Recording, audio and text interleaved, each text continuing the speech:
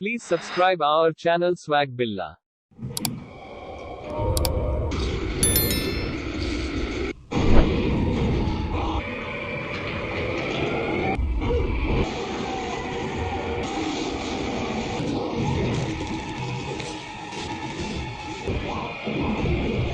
तो कहानी की शुरुआत में हम एक लड़की एन को उसके कमरे में देखते हैं जो आंखें बंद करके दुआएं कर रही थी। वो काफी डरी भी हुई थी कि तभी अचानक उसकी मॉम दरवाजे पर दस्तक देती है, मगर एन दरवाजा नहीं खोलती, जिस वजह से उसकी मॉम को इतना गुस्सा आ जाता है कि वो दरवाजे पर अपना सर पटकने लगती है, जिससे ये बात तो साफ हो जाती है कि एन अपनी मॉम से ही डर रही थी। फिर इसके बाद सीन यहाँ से कुछ सालों आगे चला जाता है, जहाँ एन अब बड़ी हो गई है और वो एक सिस्टर बन गई है जिन्हें नन भी कहा जाता है। वो इस वक्त एक डॉक्टर के पास बैठी थी जो एन को बताती है कि तुम्हारी मॉम एक बहुत ही अच्छी औरत थी। जब तुम छोटी थी तो वो अक्सर मेरे पास आया करती थी, वो मेरी काफी देखभाल करती थी, जैसे मेरे बाल कंघे कर दिया करती थी। मगर फिर अचानक उनका बर्ताव काफी अजीब हो गया। वो एक गाना गाकर मुझे दुख देने लगी। मेरे साथ उनका सलूक ही बदल गया और ऐसा वो जानबूझ के नहीं करती थी, बल्कि उनके अंदर एक अजीब सी आवाज उन्हें ऐसा करने पर मजबूर करती थी,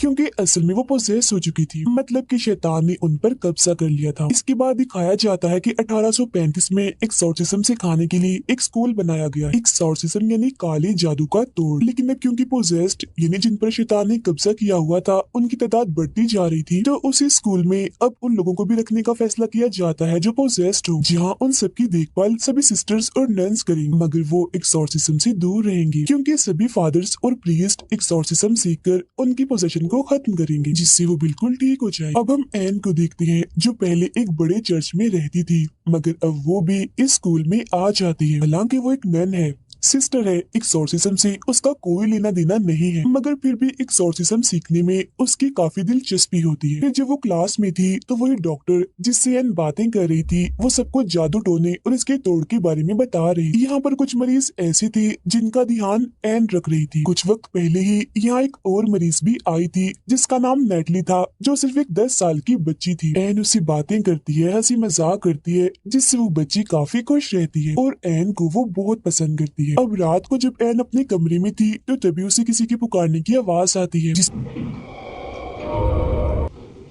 इसके साथ ही उसे कुछ आहट भी महसूस होती है। वो चेक करने बाहर जाती है, मगर वहाँ कोई भी नहीं था। फिर जब वो मरीजों वाले एरिया में घूम रही थी तो तभी उसे किसी बच्चे की रोने की आवाज आती है, वो भी कई बार, बहुत ज्यादा। उसे कुछ भी समझ नहीं आ रही थी कि आखिर ये आवाज आ कहाँ से रही, मगर फिर तभी अचानक उसके सामने नेटली आ जाती है, जिसे देख वो थोड़ी हैरान रह जाती है, ये सोचकर कि वो बाहर कैसे आ गई, क्योंकि सारे मरीजों को हमेशा ही उनके कमरों में बंद करके रखा जाता है और सिर्फ 2-3 नंजी अंदर जाती थी। मगर फिर वो उसे थोड़ी बहुत बात करके दोबारा कमरे के अंदर भेज देती है। वो फिर जब नीचे वाले हिस्से में आ रही थी तो उसे दोबारा से किसी के पुकारने की आवाज सुनाई देती है। तो वो यहाँ इस बारे में सोचने लगती है कि आखिर ये आवाजें मुझे सुनाई क्यों दे रही है, क्योंकि वो दरअसल इन आवाजों को थोड़ा बहुत पहचान चुकी।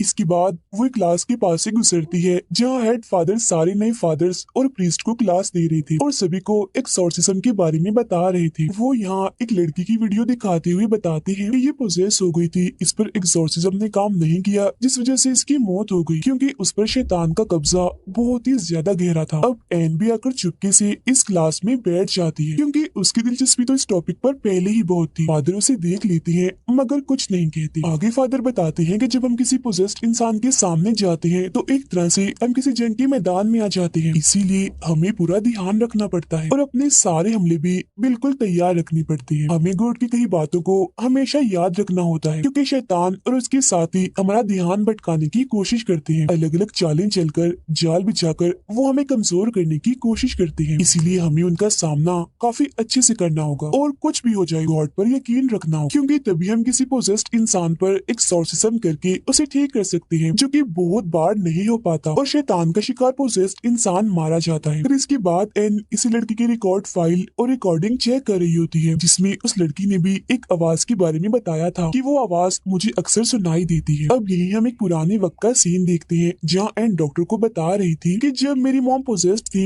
तो उन्हें भी कोई आवाज सुनाई देती थी जो उनसे सिर्फ एक ही बात करती थी कि मैं तुम्हें नहीं बल्कि तुम्हारी बेटी एन को लेना चाहती हूँ, क्योंकि वो खास है, गॉड की तरफ से चुनी हुई सिपाही है जो हमारे खिलाफ लड़ेगी। अब लाइब्रेरी में एन और लोगों के रिकॉर्ड्स भी पढ़ना चाहती है, मगर वहाँ बैठी नैन उसे कहती है कि जो रिकॉर्ड फाइल तुमने देखी बाहर बस वही पड़ी है और इसके अलावा मैं तुम्हें कुछ नहीं दिखा सकती। अब हेड नन एन को समझाती है कि आइंदा की बात तुम कभी भी प्रीस्ट और फादर की क्लास में नहीं जाओगी, समझ गई ना, क्योंकि वहाँ एक्सोर्सिज्म सिखाया जाता है जिससे तुम दूर ही रहो। जिस पर एन कहती है एक्सोर्सिज्म सिर्फ मर्द ही करते हैं जबकि औरतें भी इसे कर सकती हैं, तो इसमें क्या बुराई है। जिस पर नन साफ मना कर देती है कि जो भी है बहरहाल तुम नहीं जाओगी, जिस पर एन को उसकी बात माननी ही पड़ती है। यहाँ पर हेड फादर भी थे जिनकी क्लास में एन चली गई थी। वो बताते हैं कि एन सीखना चाहती है तो इसे सीखने दे। नैन बोलती है एक्सोर्सिज्म सीखकर ये खतरा ही मोल लेगी जिससे मैं इसे बचाना चाहती हूँ क्योंकि मैं इसकी हिफाजत करना चाहती हूँ। इसके बाद एन एक बूढ़े मरीज की देखभाल कर रही होती है,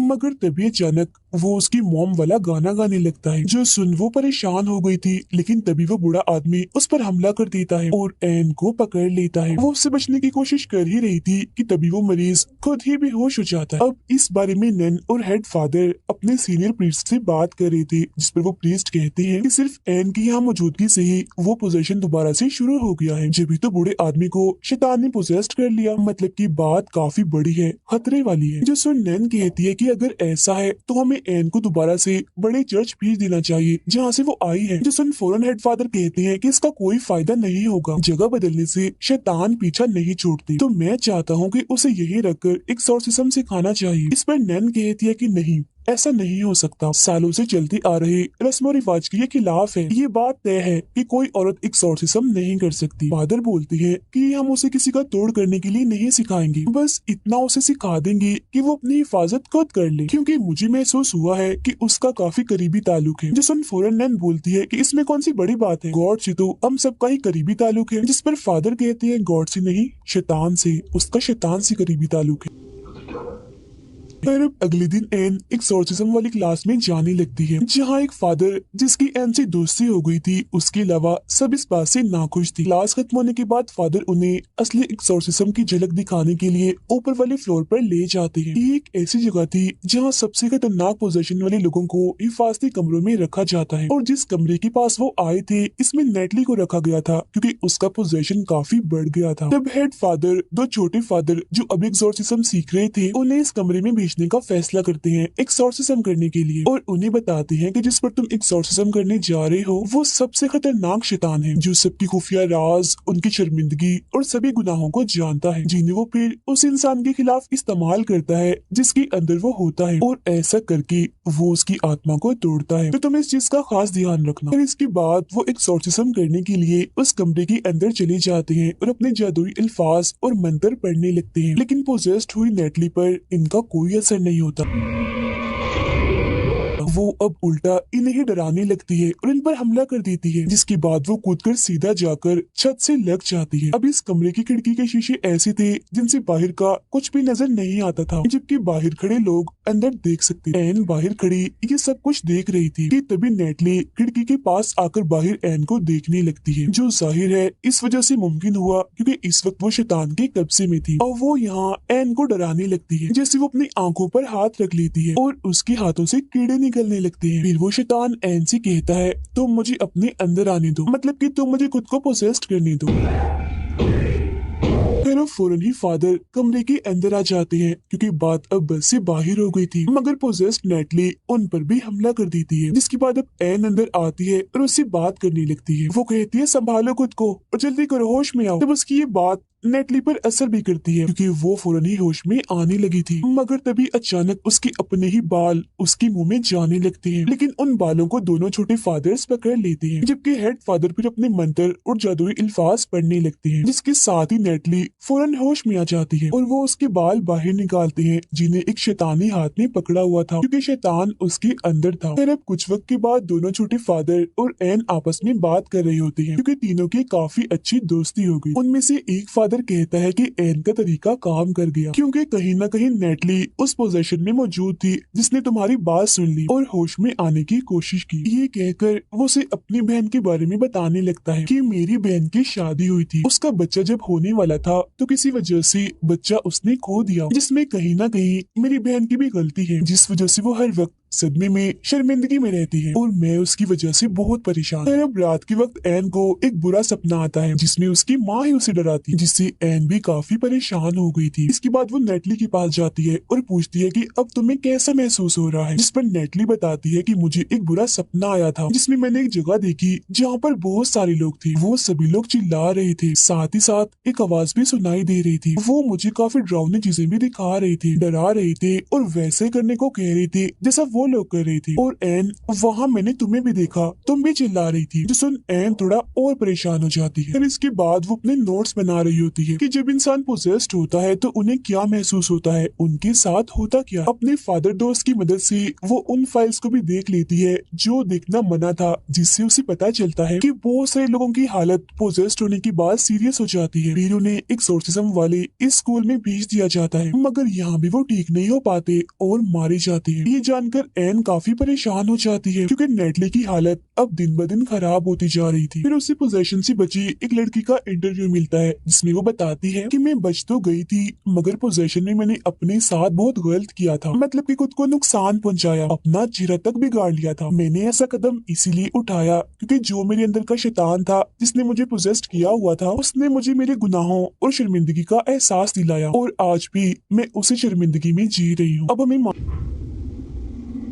माजी का एक सीन दिखाया जाता है जहां एन की मोम पोजेशन में थी और उस पर हमला करने की कोशिश कर रही थी, मगर फिर अचानक से उसकी मोम ने अपने ही जान ले ली। अब एन हेड फादर के पास आती है और उन्हें बताती है कि पोजेशन के टाइम पर शैतान उस इंसान की शर्मिंदगी और गुनाहों को इस्तेमाल करता है और जब वो इंसान अपनी शर्मिंदगी और गुनाहों पर पूरी तरह से टूट जाता है तो तब वो इंसान उस पर कब्जा कर लेता है। ऐसा करके वो जीत जाता है और पोजेस्ड हुए इंसान को फिर चाहे जहाँ भी भेजा जाए उसकी मौत ही होगी क्योंकि शैतान तो पहले ही जीत चुका है। इसीलिए एक्सोर्सिज्म के दौरान हमें लोगों को अंदर से मजबूत करना होगा कि वो लोग अपनी शर्मिंदगी और गुनाहों से ना टूटे, जिस वजह से वो लोग बच जाएंगे, एक्सोर्सिज्म कामयाब हो जाएगा। अब उसकी ये बातें हेड फादर को जरा भी समझ नहीं आती। उनका यहाँ सिर्फ एक ही सवाल था कि आखिर एक 10 साल की बच्ची को क्या शर्मिंदगी और क्या गुनाहों का एहसास होगा, क्योंकि बच्चे तो मासूम होते हैं, मन के पाक साफ होते हैं। तो फिर नेटली के केस में आखिर शैतान ने कैसे उस पर कब्जा किया हुआ है, अब इसका जवाब किसी के पास नहीं था, मगर जो इसकी वजह थी वो काफी बड़ी थी जिस बारे में हमें थोड़ी देर में पता लगने वाला है। अब एन की बातें यहाँ उसकी फादर दोस्त ने सुन ली थी और वो उसे कहता है कि मेरी बहन जिसने बच्चे को खोया था,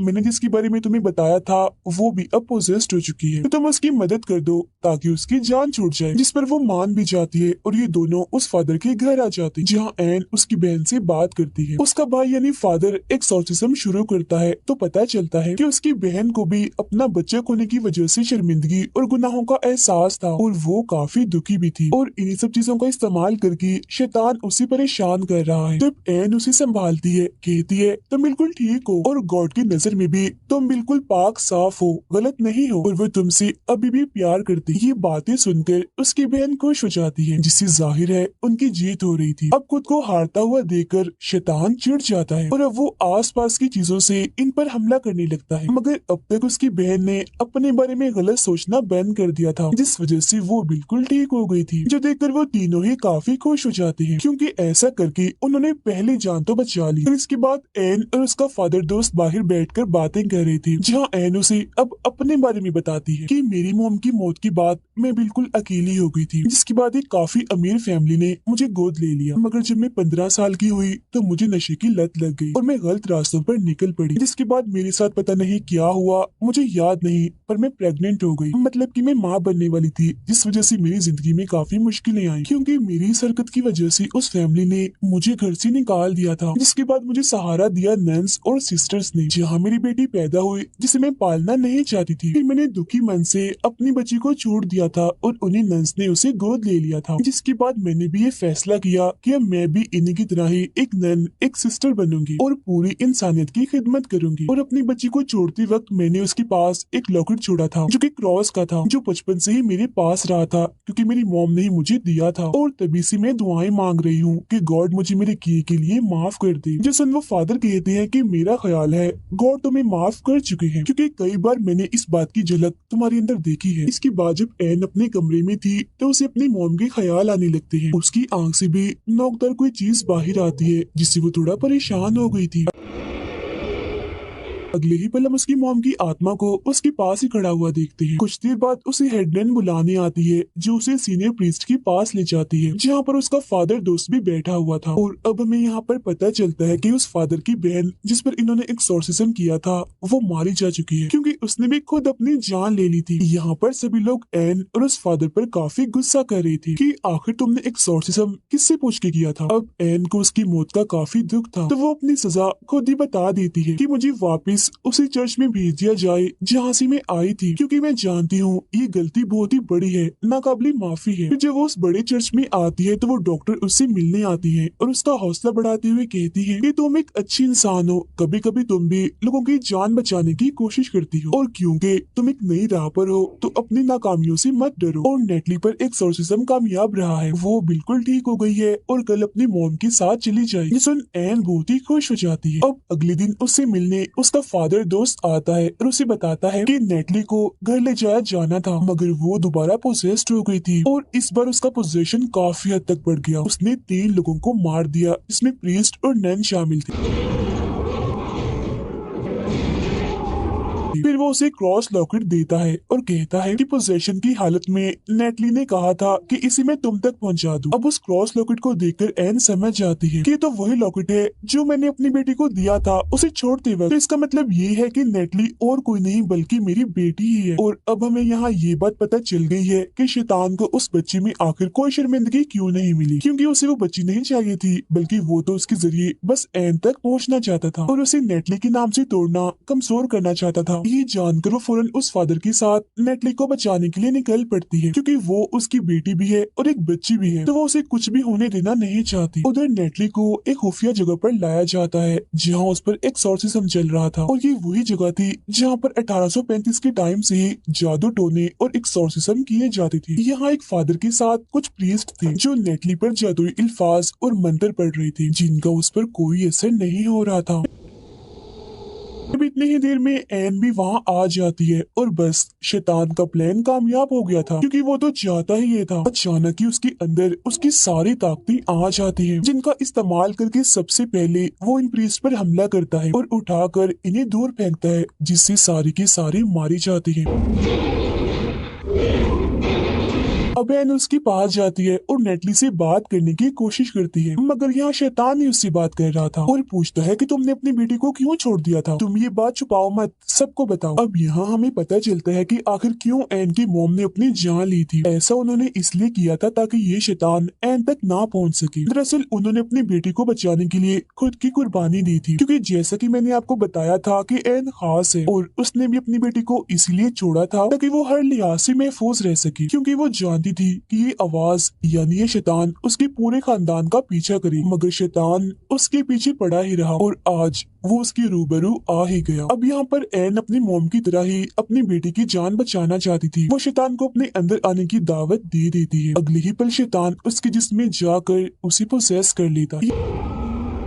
ये देख एक फादर नेटली की जान बचाने के लिए उसे यहाँ से लेकर भागने लगता है, मगर यहाँ के सारे दरवाजे अपने आप ही बंद हो जाते हैं, इसीलिए वो उसे छोटी सी जगह से बाहर निकालकर छुपने का कहता है। अब एन, जिसे कोई होश नहीं था क्योंकि वो पोजेस्ड थी, अपनी बेटी को मारने के लिए आ रही होती है। हालांकि फादर उसे रोकने की कोशिश भी करते हैं, मगर वो पहले ही बाहर आ चुकी थी। वो नेटली को पकड़कर एक तालाब में डुबोने लगती, जो कोई आम पानी नहीं था बल्कि होली वाटर था। अब एन तो पूरी तरह से पोजेस्ड है, जबकि फादर अंदर बंद है। तो अब नेटली को कौन बचाने आएगा? तो उसे यहाँ बचाने के लिए आती है उसकी नानी, इनकी एन की मॉम, जो हमेशा से ही उसके पास थी क्योंकि वो उसकी हिफाजत कर रही। तो अब यहाँ एन थोड़ा थोड़ा पोजीशन से बाहर आने लगती है। उसे अपनी फैमिली और अपनी मॉम के साथ गुजारे सभी अच्छे पल याद आने लगते हैं।